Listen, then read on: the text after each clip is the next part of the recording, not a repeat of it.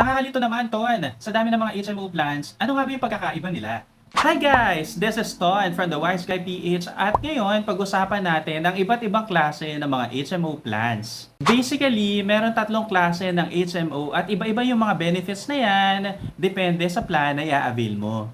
First na dyan, ang mga prepaid cards. Ito medyo bago pa lang to kung saan yung mga benefits ay magkakahiwalay. For example, kung gusto mo ng pang ER coverage lang, merong prepaid card para dyan. Kung gusto mo ng ER to confinement, ibang card naman yan. At kung gusto mo naman na may consultations, laboratory, ibang cards ulit yan. So kung gusto mo ng ganon karaming coverage, bibilin mo sila separately.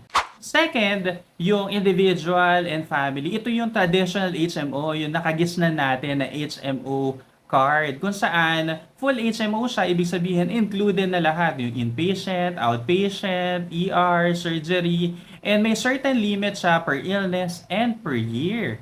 Third, yung para sa business, SMEs, corporations, minimum of 3 employees lang, pwede mo nang bigyan ng HMO ang mga empleyado mo para maganda yung mga medical benefits na makuha nila.